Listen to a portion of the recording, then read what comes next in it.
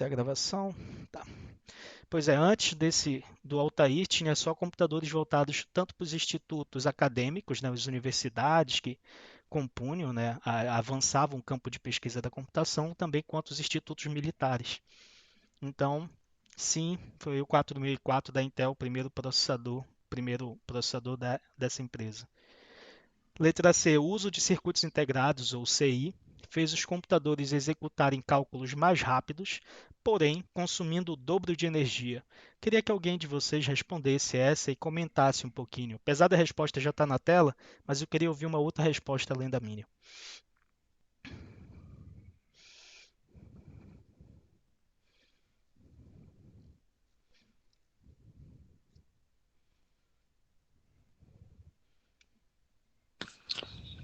Eu levei em consideração assim, Vamos lá. o, já que foi um avanço na tecnologia e já eram computadores mais modernos, então não fazia sentido ele consumir mais energia do que os computadores mais antigos.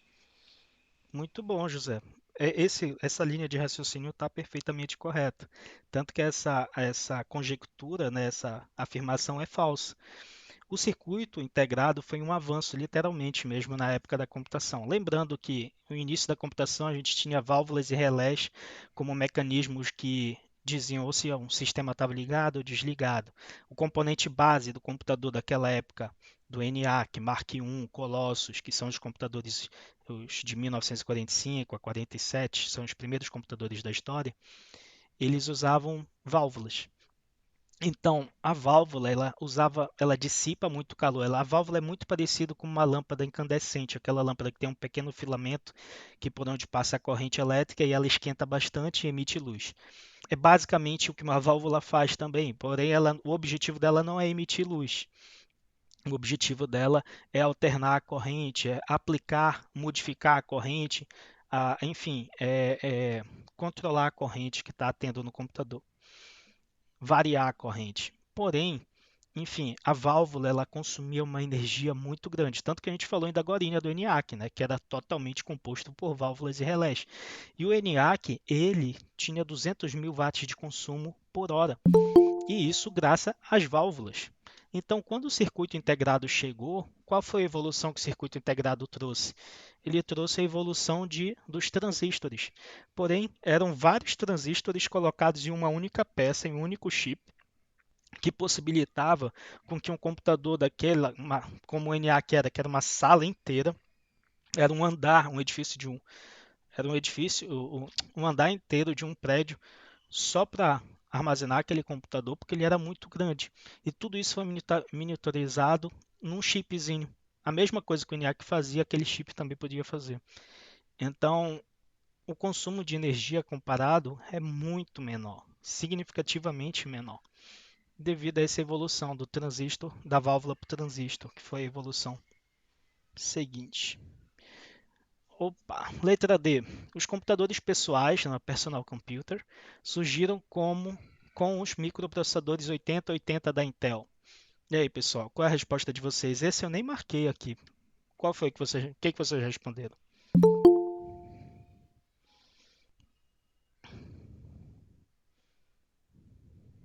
E professor, Pode o falar. senhor professor Leon, no Lennon. seu nome mesmo? Lennon, igual do John Lennon, mas sem John.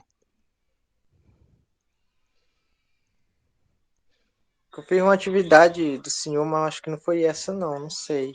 Isaías, essa é a sua primeira aula ou você assistiu a aula anterior? Foi quinta, né? Eu acredito. Ah, não tô lembrando.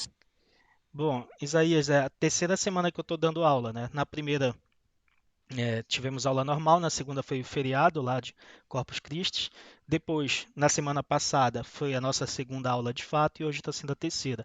No final de cada uma das aulas, Isaías, eu passo uma atividade. Então, já tinha acumulado a primeira e a segunda atividade para ser feito para essa semana, até domingo agora. Então, estou corrigindo a segunda atividade, tá? Se você fez a primeira, ótimo. Não se esqueça de fazer essa também que a gente está corrigindo. Vai, mesmo eu estar corrigindo agora, vai estar aberta para vocês me entregarem até domingo. Então me envia até domingo, tá bom, Isaí, as atividades. Lembrando que o link delas tá lá no grupo de vocês, lá no grupo de WhatsApp. Bom, pessoal, então para agilizar, eu vou logo responder. Existe divergência nessa questão aqui, sabe? Se o Altair foi o primeiro ou não, o primeiro computador da história. Alguns autores dizem que foi o Apple I, outros autores dizem que foi o Apple II, né, o Apple II. Bom, mas grande parte dos autores considera como verdade, sendo o Altair o primeiro computador pessoal da história. E o Altair, o original, o primeiro computador pessoal, ele tinha o chip 8080. Então, essa afirmativa é verdadeira para a maioria dos autores, tá, pessoal? Vai ter algum livro, algum autor que vai debater essa afirmativa, porém, muitos consideram, a grande maioria dos autores considera que o Altair 8080 foi o primeiro computador da história, computador pessoal. Então, é verdadeira a letra D. Vamos lá para a letra E. Semicondutores são estruturas que, dependendo da química aplicada a ele, pode se tornar um condutor ou um isolante de corrente. E aí, pessoal? Alguém quer responder essa? Eu marquei verdadeiro pelo que estava na apostila. Perfeito. Mas eu também fiz uma pesquisa fora e bateu com o que estava lá e marquei verdadeiro. Tá certo. É verdadeiro, né? Os semicondutores, dependendo do tipo de como ele é tratado, como as impurezas que são inseridas nele, né? Porque lembra, um semicondutor basicamente é bário e silício, né? Mais utilizado silício. Ah, mas se você injetar alguns tipos de impureza, vai permitir com que aquele semicondutor ou ele se torne mais isolante ou menos isolante, ou seja, ele permita mais a passagem da corrente, tá? Então, sim, é verdadeiro. Dependendo do tratamento químico, ele pode se tornar mais condutor ou menos condutor. Bom, a segunda questão foi uma questão mais para vocês pesquisarem para entender como é que funcionava um relé e uma válvula, para entender um pouquinho sobre a elétrica, né, os funcionamentos elétricos desses componentes eletromecânicos que foram responsáveis pelos primeiros computadores. Basicamente, é muito grande aqui para a gente apresentar com muito detalhe, mas a válvula, como eu já tinha dito anteriormente, nada mais é do que é um sistema que faz exatamente o que o transistor faz. O transistor, ele diz se existe corrente ali ou se não existe corrente. Então ele é como se fosse uma pequena chave que está aberta ou fechada. Se estiver aberta, não se passa a corrente. Se estiver fechada, vai passar a corrente naquele local. A válvula era justamente para isso. Porém, ela e o transistor fazem a mesma coisa, tá bom? Negócio que são tecnologias diferentes, mas executam a mesma tarefa. E assim como o transistor também, ela permite a alternação dessa corrente. Então, a gente ainda vai ver lá para frente do curso portas lógicas, que é a porta AND, OR, NOT, SHOR, que é a porta exclusiva. Essas portas elas permitem com que você consiga fazer alguma aritmética binária. A aritmética binária nada mais é do que a soma de tensão. Você vai poder amplificar uma corrente ou diminuir essa corrente, enfim, poder alterar a corrente que está sendo passada no computador. E basicamente é isso. A válvula fazia essa atividade, o relé também, né? O relé é um dispositivo eletromecânico que ele permite passar ou não a corrente, dependendo do meio de ativação deles, né? Tem vários tipos de relé. E, enfim, basicamente era isso, tá? Eu descrevi com bastante detalhes, peguei, né? É um texto que explora isso daqui. Caso vocês tenham mais interesse de se aprofundar nessa parte, eu coloquei também alguns vídeos aqui no fundo, embaixo da questão. Lembrando que a partir de domingo, a partir de segunda, na verdade, eu vou mandar esses arquivos lá no SIGA A e no grupo. Terceira questão. Os computadores das primeiras gerações eram usados apenas pelos projetistas que os construíram. Explique essa informação. Pessoal, alguém pode me explicar por que era usado só pelos projetistas? Pelo que eu lembro da aula passada e pelo que eu vi no texto e pesquisei, professor, é porque eram máquinas muito complexas e geralmente era usado pelos seus produtores ou em universidades que trabalhavam com esses projetos e órgãos do governo que financiavam esses projetos porque eles eram muito caros. Então nem todo mundo tinha acesso, porque além de ser complexo, era caro. É isso aí, José. Perfeito, bem explicado, cara. Mais alguém quer contribuir?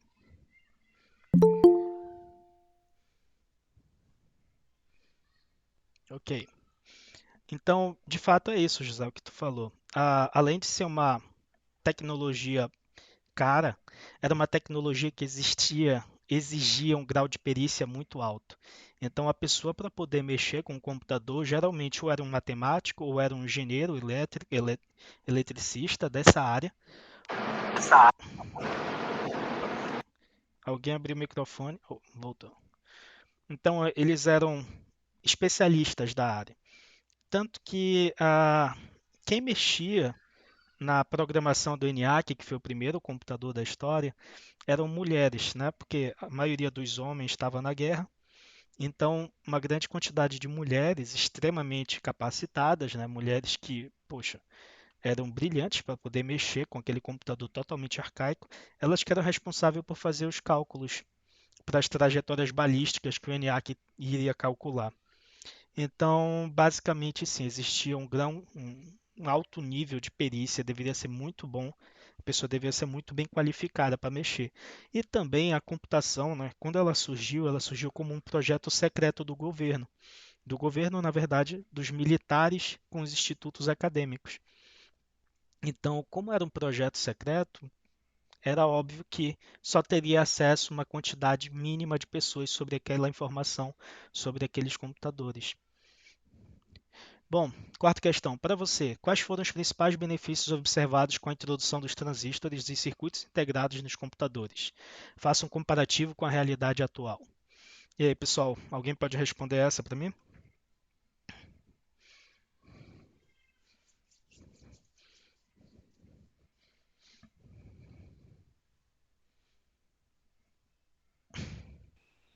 Essa daí eu confesso que eu viajei aqui na resposta, professor.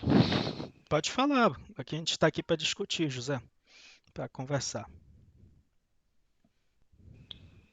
Não, porque na minha resposta eu coloquei mais falando da questão da modernidade, da velocidade, o tamanho dos equipamentos que mudou muito, custo, essas coisas. Mas, pelo que eu estou lendo aqui na sua resposta, mais voltado para a questão da economia de energia. Não, mas é só um meio de ver, mas não deixa de estar certo, não, José. Afinal de contas, isso foram avanços que a computação, a microcomputação permitiu, né? Bom, basicamente eu só disse que, assim, eu só quis frisar dois aspectos, tem muitos mais, mas eu quis frisar dois que eu acho muito importantes. O tamanho, né? Ou seja, a microcomputação. Lembrando que hoje a gente carrega computadores nos nossos bolsos, né? Os nossos celulares são computadores milhares de vezes mais potentes em desempenho do que aqueles que levaram o homem para a Lua, né? Através da Apollo, da missão Apollo. Então, o poder de computação cresceu e o tamanho dos computadores diminuiu. Essa foi um grande avanço, uma grande contribuição que a computação moderna trouxe à evolução da computação. E também sobre a economia de energia, que é um aspecto bem importante também de ser frisado. Aqui, ó, os computadores consomem menos de 1% da energia que o ENIAC consumia. Ou seja, a energia consumida pelo ENIAC em uma hora é equivalente a 2 meses de consumo de um computador moderno. Então, é um aspecto também muito bom, afinal de contas, né? A gente lembra que a energia é um recurso projetado, aliás, dependendo da maneira como é produzida a energia, pode agredir ou não o meio ambiente. Então, isso é um bom aspecto. Bom, pessoal, foram essas as questões.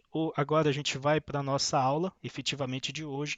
Particularmente, eu acho que entre os temas até agora apresentados, o tema da aula de hoje, na minha opinião, é o tema mais interessante que já foi. Cadê? Microsoft. Acho que é essa aqui. Não, não, essa aqui é atividade. Calma aí. Aqui. Isso aqui. Ótimo, pronto. Então, na minha opinião, é um dos temas mais interessantes da área de organização e arquitetura de computadores, que é aritmética computacional. Enfim, bom, a gente sabe que a nossa computação ela é baseada. Vocês estão conseguindo ver a apostila? Sim, professor. Tá, Sim. ok, obrigado. Então, a nossa computação ela é baseada na computação binária, né? Então, só existe dois dígitos na computação, ou é 0 ou é 1. Então, a gente vai entender um pouquinho desse conceito e também ver que existem outros meios da computação interpretar dados. Também tem o sistema decimal, hexadecimal, o octal, que nós não vamos ver agora, e o binário. Bora dar uma olhada nisso com calma. Então, os objetivos hoje a gente compreender a linguagem numérica utilizada pelos computadores, lembrando que o computador ele só vai interpretar no final das contas ou é 0 ou é 1, ou está ligado ou está desligado. É basicamente isso que um computador vai entender. Compreender as formas numéricas que se apresentam num sistema computacional, né? Existem várias formas numéricas. Uma delas é hexadecimal. Se você já desenvolveu algum aplicativo para web, algum site, alguma coisa, você já teve em algum momento que utilizar lá um hexadecimal para representar a cor do seu site. Na hora que você está usando o CSS, né, a folha de estilo do CSS, você vai usar ali ah, um hexadecimal para determinar uma determinada cor. Então a gente vai conhecer o sistema de numeração hexadecimal também. Falando nisso, alguém programa para web, alguém já desenvolveu algum aplicativo, algum site para web?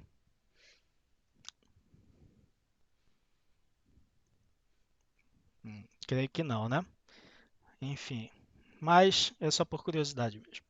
Compreender as formas de conversão de bases do sistema, né, que é reconhecido tanto pelo homem quanto pela máquina. O sistema que ele está se referenciando é o decimal, binário e o hexadecimal. Compreender os principais tipos de dados e sua representação interna, compreender o formato de apresentação dos dados no âmbito computacional. A gente vai entender também por que a gente tem que aprender esses outros tipos de sistemas, outro tipo de numerações. Tá. Então, basicamente, a gente vai tentar entender o que é um dado. Né? Dado é uma informação bruta antes de ser processada, enquanto que a informação é um dado processado, algo que passou por um processamento e se tornou uma informação útil. E na natureza, no mundo real, no mundo que vivemos, sem ser o digital, as informações elas têm um caráter analógico, ou seja, elas possuem infinitos valores.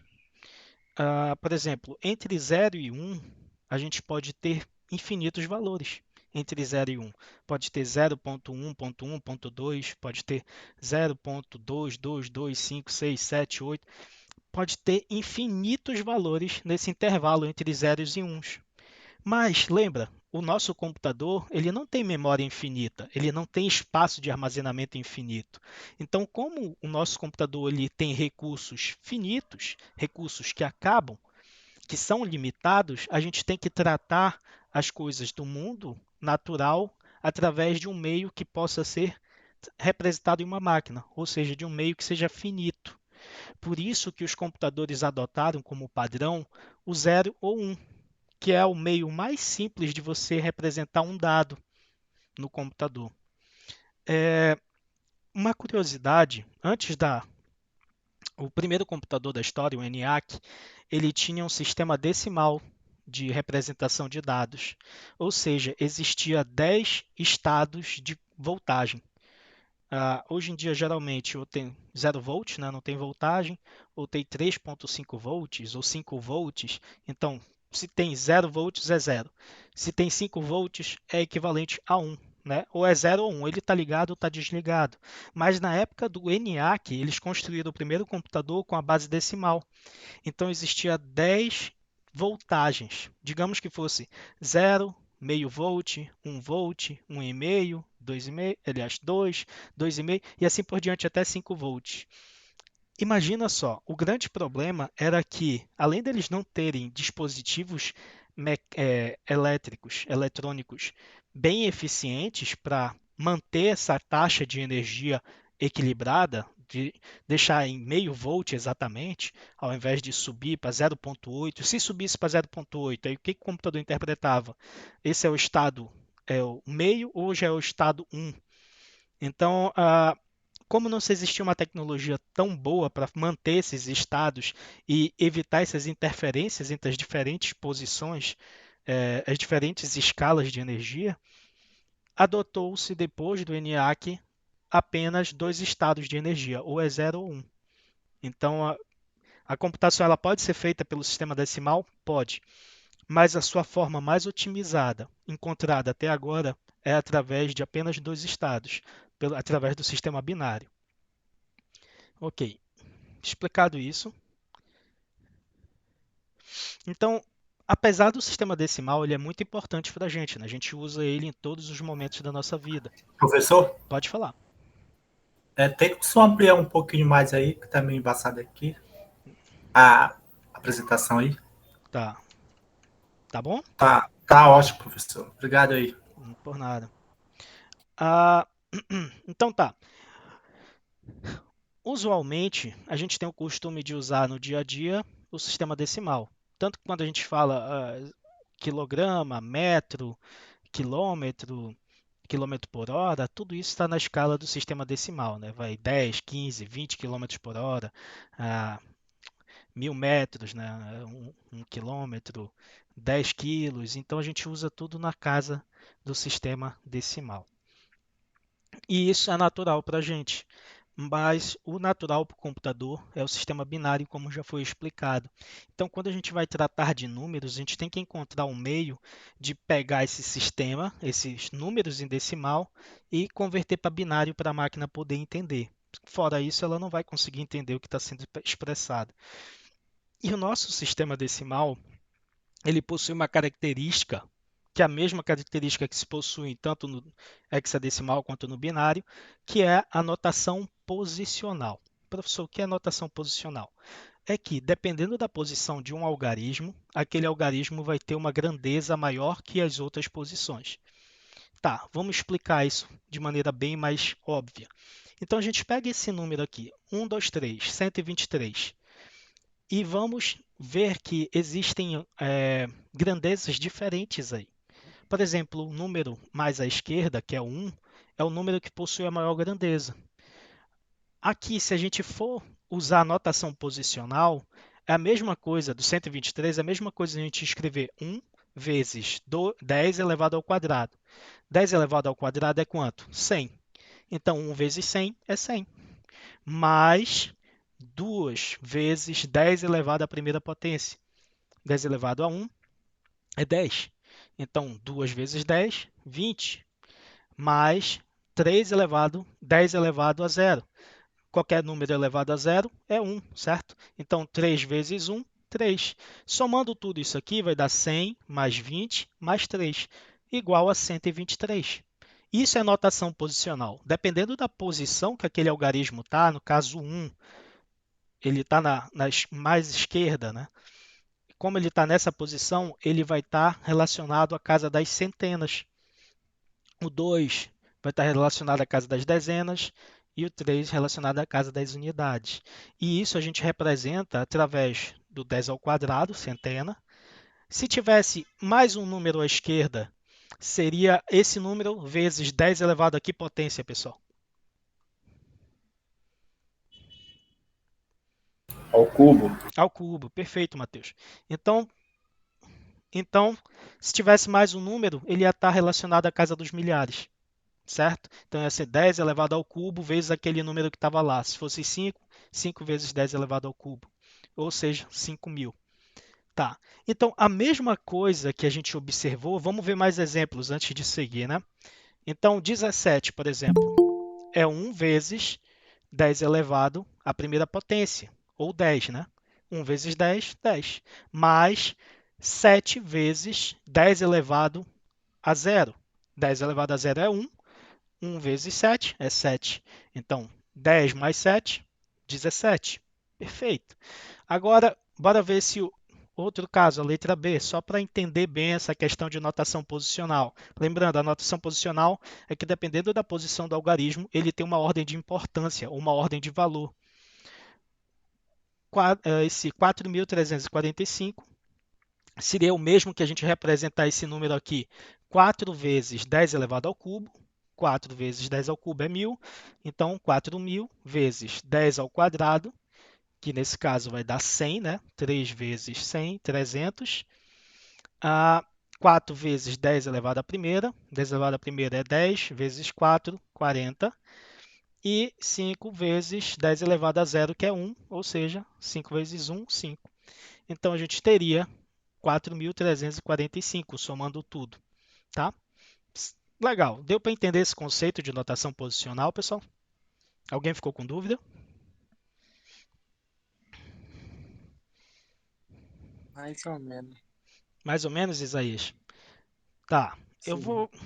vou continuar para chegar no binário para ver se esclarece um pouquinho mais. Se não, eu volto e a gente explica de novo, tá? Tá. Olha, ele dá mais um exemplo aqui. Veja o exemplo do número 111 no sistema decimal, ou 111. Então, o primeiro 1, que é o mais à esquerda, ele vai estar 1 vezes 100, né? Então, 1 vezes 100 é 100. Aqui, pessoal, está confuso porque ele colocou 10, 102, mas é 10 ao quadrado, tá, pessoal? É 10 ao quadrado aqui. Mas, enfim. O segundo é 1. Aqui, nesse caso, o segundo 1 vale 10, que é o mesmo que 1 vezes 10, ou 1 vezes 10 elevado à primeira potência. E o terceiro é 1, né? Vale 1 mesmo, que é o mesmo que 1 vezes 10 elevado a zero. Lembra que todo número elevado a zero é 1, então 1 vezes 1 vai continuar sendo 1. Basicamente, o sistema binário ele funciona da mesma forma. Por exemplo, ele está dando aqui, existem só 2 números no sistema binário. Então, só tem o 0 ou é 1, não tem outro número. Então, dependendo da posição desse 1 ou desse 0, ele tem uma ordem de grandeza diferente. E é o que a gente vai ver. Ele vai seguir o mesmo princípio dessa notação posicional decimal. Lembra que no decimal a base é 10, né? É a base 10 que a gente usa, tanto que o nome é decimal, de 10. O binário é de 2, é a base 2, porque só existe 0 e 1. No decimal existe 0, 1, 2, 3, 4, 5, 6, 7, 8, 9. Existem 10 algarismos, então é a base 10. No binário, só tem 2 algarismos, ou é 0 ou é 1. Então ele é base 2. 2, porque existem só 2 algarismos. Então, quando você vai utilizar a notação posicional no binário, você vai substituir o que era 10, né, do decimal, por 2. Então, vai ser 2 elevado a 0, 2 elevado a 1, 2 elevado ao quadrado, 2 ao cubo, e assim por diante. No caso desse número aqui, eu vou usar aqui meu slide. Eu já volto para a apresentação. Eu acho que no slide vai ser mais fácil. Na verdade, essa aula é um pouco difícil à distância. O ideal seria mesmo presencial. Mas vai dar para ensinar.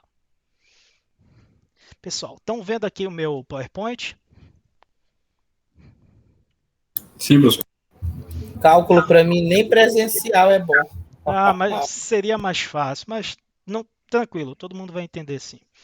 Tá, voltando aqui, então, notação posicional, quando a gente está falando do decimal, de 10, tá? Base 10. Vamos pegar o número 1323, ou 1323.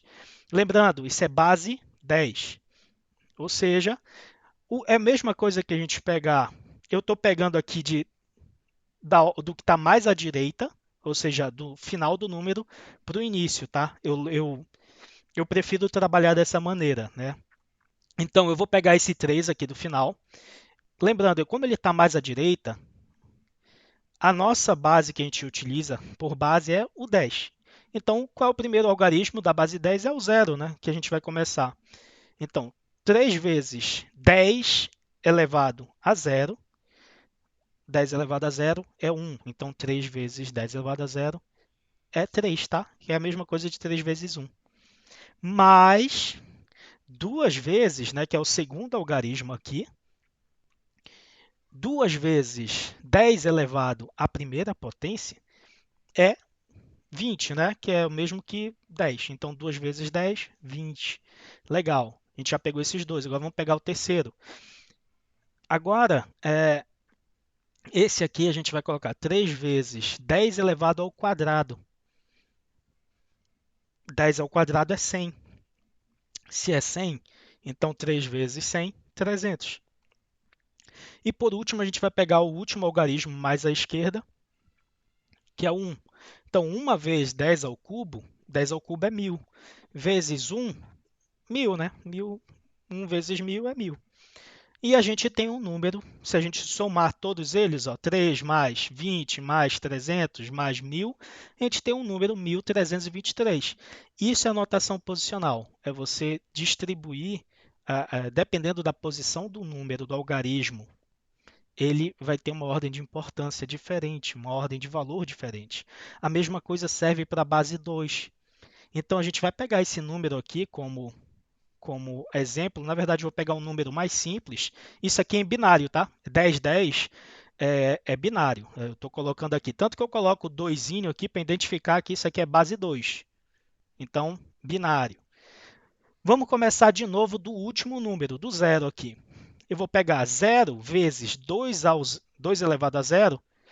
Todo número elevado a zero é 1. Então, 1 vezes 0 é 0, continua sendo 0. Mas, agora eu vou para o segundo número do algarismo, do segundo algarismo do número, que é 1. Então, 1 vezes 2 elevado à primeira, 2 elevado à primeira é 2. 1 vezes 2 é 2. Perfeito. Então, até agora a gente tem 0 mais 2, tá? Mas, agora eu vou para o terceiro número, que é o 0. 0 vezes 2 ao quadrado é 4. 4 vezes 0 continua sendo 0, né? Mas, agora eu vou para o último número, que é o último que eu estou dizendo, é o mais à esquerda, o último algarismo, que é 1. 1 vezes 2 ao cubo é 8. 8 vezes 1, 8. Continua sendo 8. Então, aqui no final, olha, a gente vai converter esse número 10, 10, ele vai ser equivalente a 0 mais 2 mais 0 mais 8, que é equivalente a 10. Então, esse número 10, 10 em binário é o equivalente 10 na nossa base decimal. Tá? Pessoal, eu vou fazer a letra A dessa questão aqui para a gente, né, se habituar e etc. Mas eu vou deixar o restante com vocês, tá? Eu vou aguardar um tempinho para vocês fazerem a B, a C, a D, a E e a F. E vamos lá, então, a letra A. Pessoal, peguem caderno, papel, caneta, se vocês precisarem sair para pegar e voltar, eu aguardo 2 minutinhos aqui. Mas vão lá e peguem, que vocês vão precisar nessa aula para vocês poderem fazer esses cálculos. Vou dar 2 minutinhos, tá? Às 7h44 eu continuo. Enquanto isso, alguma dúvida de quem já está com papel e caneta na mão?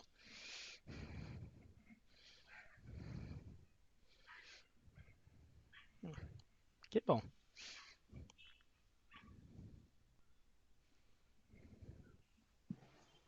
Sim, professor, eu estou com dúvida aqui, porque eu estou Pode, tentando ainda entender esse assunto. pode falar, Letícia. Qual é a dúvida?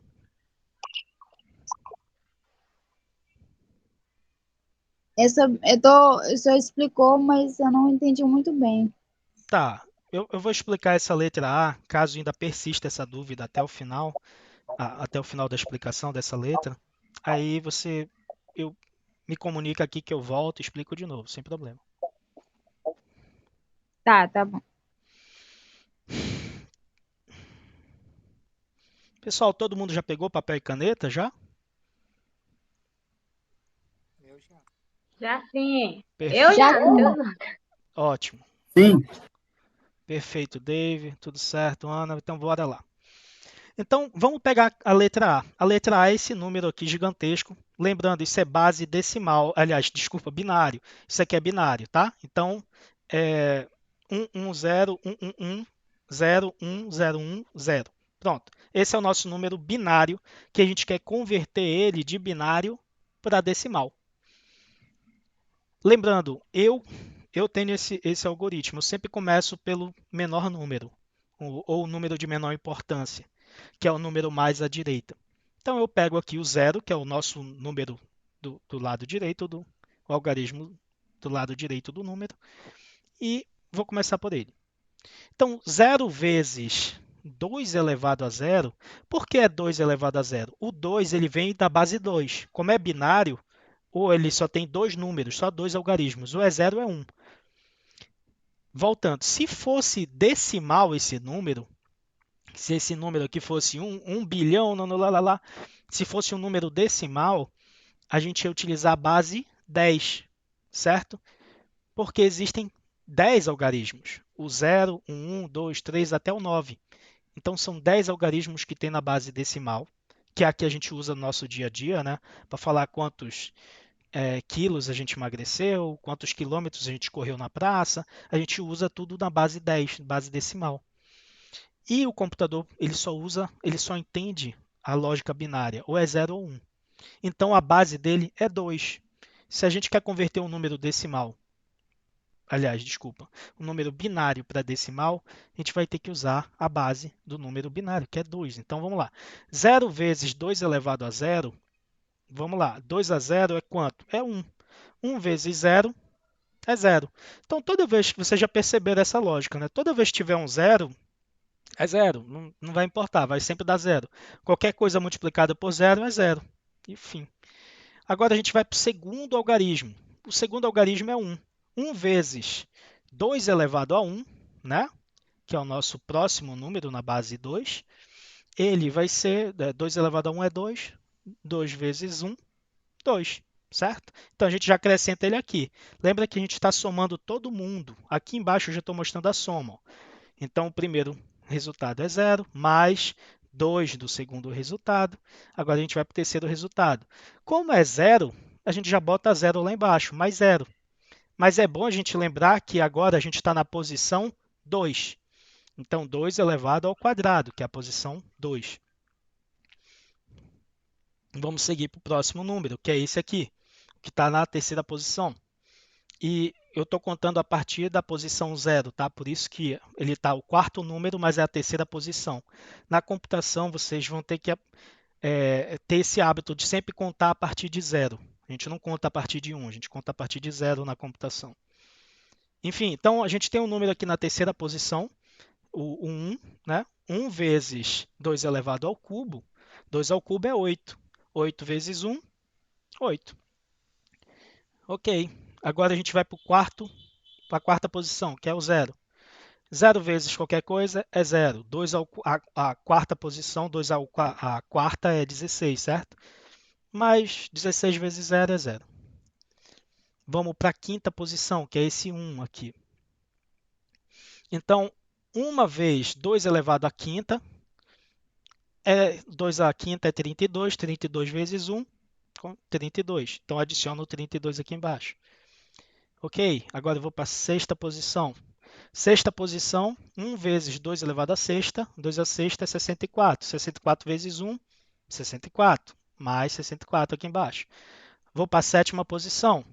2 elevado à sétima é 128. 128 mais 1 vezes 1 continua 128. A gente vai adicionar o 128 aqui embaixo na nossa conta. Agora voltou um 0 aqui. Na oitava posição tem um 0. Então, 0 vezes 2 elevado à oitava. 2 à oitava é 256. 256 vezes 0 é 0. Agora a gente vai para a nona posição, que é esse penúltimo número aqui. 1 vez 2 elevado à nona é 512. 512 vezes 1 é 512. Então, eu vou adicionar o 512 aqui. Agora eu vou para a última posição, que é a nossa 10ª posição. 1 vez 2 elevado a 10. 2 a 10 é 1024. 1024 vezes 1 continua sendo 1024. Então, esse número aqui é o binário. A gente quer descobrir qual é o decimal referente a ele. A gente vai descobrir quando fizer essa soma. Então, somando todos esses números que nós identificamos, a gente vai ter 1770. Então, a letra A vai ser 1770 em decimal. Então, convertemos esse número que era binário para o número decimal correspondente, através da notação posicional. tá bom? Ah, pessoal, eu vou dar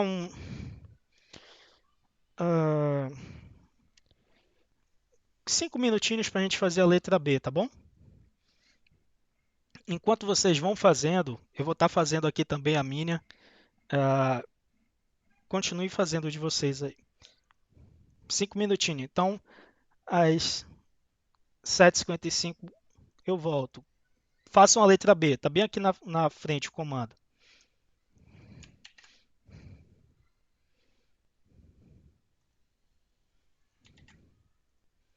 Calma aí.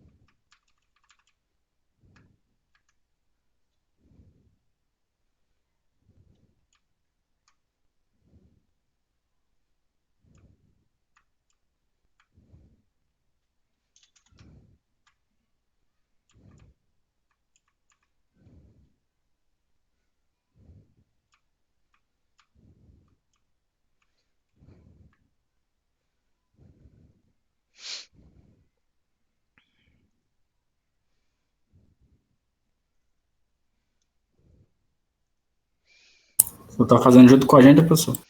Eu só estou organizando as informações, mas eu vou fazer agora no final. Quando o primeiro a terminar, bote aqui no chat ou pode falar no microfone qual o número que aí o primeiro a terminar eu já começo a fazer aqui.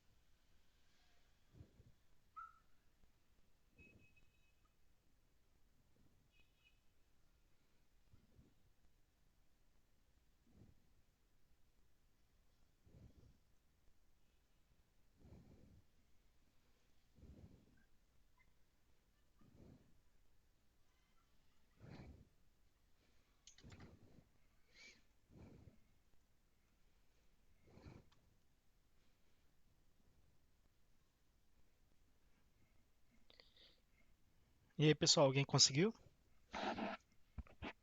Fazendo, professor. Beleza, Matheus.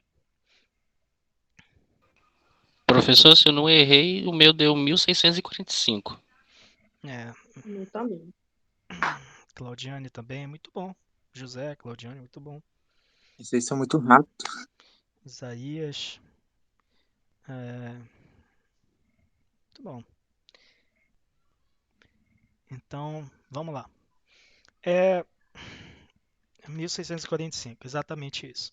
Então, ah, de novo, a notação posicional, né, dependendo da posição do algarismo, ele tem uma determinada importância. E a gente sempre vai crescendo essa importância na base 2. Então, vai de 2 elevado a 0, 2 elevado a 1, 2 ao quadrado, até o último, né, que é o 2 elevado a 10, esse aqui da mais à esquerda. Ok. Basicamente, então, a gente só vai fazer as operações de multiplicação onde tiver 1. Onde tiver o 0, não é necessário, porque qualquer coisa multiplicada por 0 sempre vai ser 0. Então, 1 vezes 2 elevado a 0 vai ser 1, certo?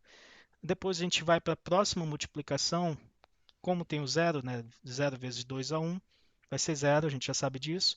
Agora, 1 vezes 2 ao quadrado é 4, então adiciono 4 aqui na soma. 1 vezes 2 ao cubo é 8, adiciono 8. A próxima é 0, né? Que seria 2 a 16, mas como é 0, adiciona só o 0. 1 vezes 2 à quinta, que é 32, adiciono o 32 aqui na operação. 1 vezes 2 à sexta, que é 64, adiciona o 64. 0 vezes 2 à sétima, 2 à sétima é 128, porém, como é multiplicado por 0, vai ser 0. A mesma situação para 2 oitava. 2 oitava é 256, mas vai ser 0 porque está sendo multiplicado por 0. 1 vezes 2 a nona, né? A nona é 512, eu adiciono ele na nossa operação. E 1 vezes 2 elevado à décima, né, é 1024, e eu adiciono ele. Então, somando todos esses números, a gente vai ter o resultado de 1645. Pessoal, eu não vou apressar muito a aula já para mostrar o hexadecimal, para mostrar a conversão inversa, porque eu sei que é um tema delicado e também ele exige um tempo para aprender. Eu não aprendi isso também da noite para o dia, eu levei muitos dias para aprender e é normal. Então, eu vou deixar essa lista de tarefas aqui. Na verdade, não é nem uma lista, né? Eu só queria, em tempo de aula, que a gente fizesse mais a C e a D, que é para ver se realmente fixou isso, sabe? Se vocês conseguiram entender. E para aqueles que apresentarem, não conseguiram entender, agora é a hora de vocês perguntarem, questionarem, tá bom?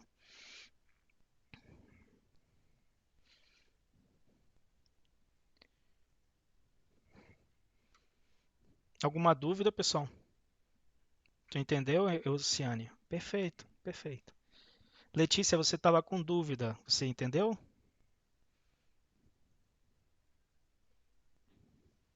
Professor, eu não consegui fazer, mas eu vou estudar a respeito desse assunto para me entender melhor.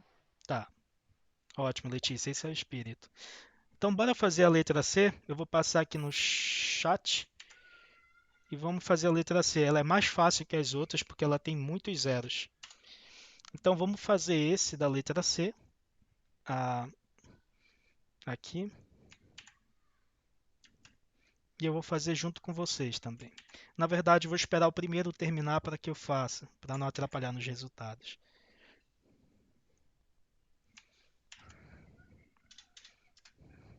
Então vamos lá, pessoal, valendo. Vamos fazer a letra C. Vou aguardar até as 8h03. 5 minutos desde agora.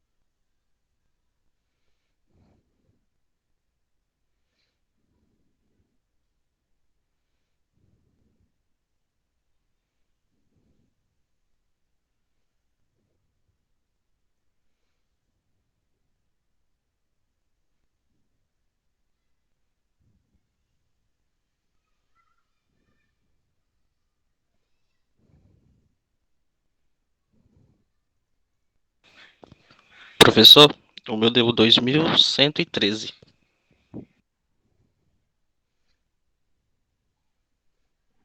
Eu já vou fazer aqui para conferir, que eu não lembro de cabeça o resultado.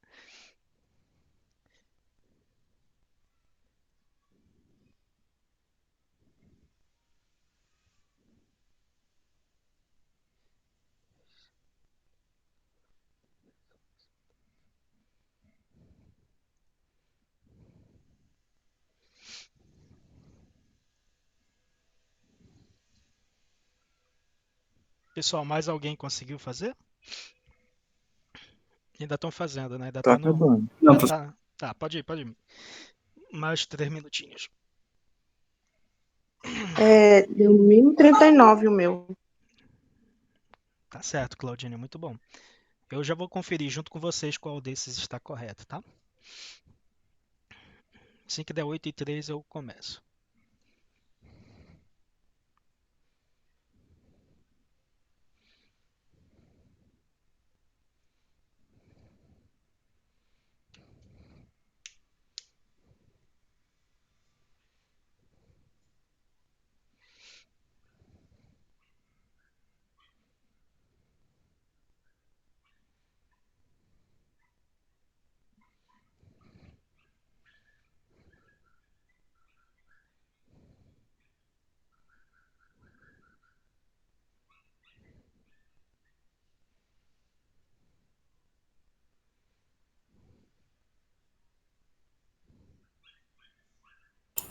Aqui deu 1055, professor. Não, professor, eu errei aqui. Eu confundi um número que eu fiz aqui. É 2063. Deixa eu ver o horário. Falta mais 2 minutinhos, pessoal. Continue tentando quem ainda não terminou. Mas eu já vou corrigir, tá bom? Mas muito bem, Matheus, bacana o esforço. Isso mesmo, José, continue assim, cara. A gente já vai ver o resultado juntos aqui.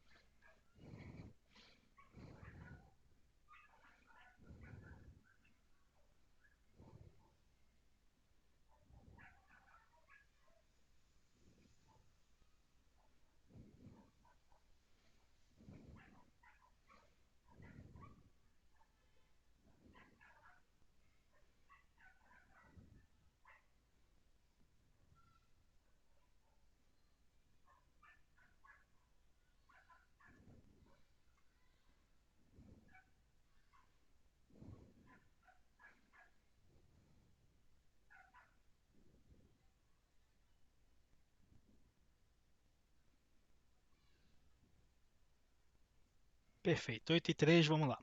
Então, começando sempre pelo número mais à direita, né? Eu vou pegar ele logo. Uma vez, como é 1, né? Uma vez Ô, 2 professor, elevado. Pode falar.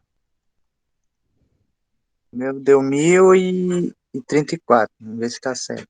Bora conferir já já, Isaías. 1 vezes 2 elevado a 0, né? 2 a 0 é 1, 1 vezes 1, 1. Então, vou adicionar 1 aqui. Depois eu vou para o segundo algarismo, né? Aqui o segundo algarismo é 1 também. Então, 1 vezes 1, no caso, o segundo seria esse cara aqui. 1 vezes 2 elevado à primeira é 2. Então, vou adicionar o 2 aqui. Vamos para o terceiro. 1 vezes 2 ao quadrado. 2 ao quadrado é 4. Então, vamos adicionar o 4. O 4 já está adicionado aqui. Tá, beleza. Agora para o quarto algarismo. 1 vezes 2 ao cubo. 2 ao cubo é 8. Então, vamos adicionar o 8 na nossa conta. Olha, os próximos números nós temos 1, 2, 3, 4, 5, 6. 6 zeros. Então, né, a gente vai... O 2 elevado à quarta a gente não vai adicionar, é zero, né? 2 elevado à quinta também não vamos adicionar. 2 elevado à sexta não vamos adicionar. 2 à sétima também não. 2 à oitava também não. 2 à nona também não. E o último número é 1, né, que no caso já pulamos as 6 casas, né, só para conferir. Isso daqui seria 2 à quarta, 2 à quinta, 2 à sexta, 2 à sétima, 2 à oitava, 2 à nona. Agora a última casa, que é 2 elevado à décima, lembrando que é 1024. Então, 1 vezes 1024, a gente vai colocar o 1024 aqui, tá? Vamos tirar todo o resto para não confundir. Isso aqui é zero. Agora que eu vi que eu confundi, professor, eu contei como se fosse do 1. Eu pulei uma casa, eu coloquei 11ª. Era Ah, para ter parado entendi. na 10ª. Isso, lembra que a gente sempre começa a contar na computação a partir de zero, não é a partir de 1. Eu Ah, comecei a partir do 1. então, somando 1024 mais 8 mais 4 mais 2 mais 1 vai dar 1039, né? Opa, 1039. Então, quem foi? Meus parabéns para Claudiane. Foi você, não foi, Claudiane, que acertou? Mais alguém acertou? Isso, obrigado. Isaías também, não foi? Eu não lembro, Isaías. Tu acertou? Bom, meus... Acertei. Eu falei um resultado, mas depois eu corrigi o meu aqui. Tá certo. Então, pessoal, dá 1039. Ai, ai, repente. Bom, Quase acertava. quem foi? Quase acertava se fosse o valor. Ótimo, Letícia. Que bom que você tá acompanhando. Isso é ótimo. Então, vamos voltar aqui. Bom, pessoal, para não confundir muito a cabeça, eu vou deixar esse restante da aula. A gente vai continuar na próxima aula, né, a partir da conversão agora do decimal, né, pegar um número decimal e converter ele para binário, que vai ser o contrário, né, que a gente converteu um binário para decimal. Como é que converte agora um decimal para binário? E a gente vai fazer isso na nossa próxima aula. Mas antes da gente ir, eu não apresentei os conceitos de hexadecimal nem nada, mas só por mérito de curiosidade, existe uma tabela que a gente usa na computação, que é a Unicode. Unicode, eu vou mostrar aqui para vocês, eu tenho ela aqui. Uma guia. Unicode está aqui. Certo. Essa tabela que vocês estão vendo na tela é a Unicode. Essa tabela faz uso do hexadecimal, que eu quero mostrar para vocês por que é importante a gente aprender hexadecimal, decimal, binário, porque no computador cada texto, cada palavra, cada caractere que tu escreva, desculpa, conjuguei errado, cada caractere que tu escreva, ele tem uma representação em binário. Lembra que o computador ele só entende binário. Então, imagina, todos os alfabetos do mundo podem ser expressos no computador, né? A gente tem o alfabeto latino, como o A, e ele tem um código referente. Cadê o código? Tá. Então ele tem um código referente ao próprio A. Não sei o que está aparecendo aqui. Apareceu, está aqui. Então o código do A na tabela Unicode é o 0041. E se a gente for no nosso Word, deixa eu pegar uma palavra, aliás, uma letra diferente. Esse símbolo aqui que eu acho que é iene, né? Esse símbolo do iene, ele tem o código 00A5. O hexadecimal ele faz mistura tanto de número quanto com letras. Então, ele utiliza o A, o B, o C, o D e o F para representar o 11, o 12, o 13, o 14 e o 15. Eu vou apresentar com detalhes o hexadecimal na próxima aula. Eu só queria mostrar essa curiosidade antes de encerrar essa. Se você for no Word, por exemplo, eu quero digitar esse sinal do iene. E eu tenho o código dele aqui, que é o código em hexadecimal 00A5. Eu vou mudar aqui para o Word para vocês verem que eu consigo digitar qualquer um desses códigos através usando os comandos corretos. Calma aí. Tá, uma tela, uma janela.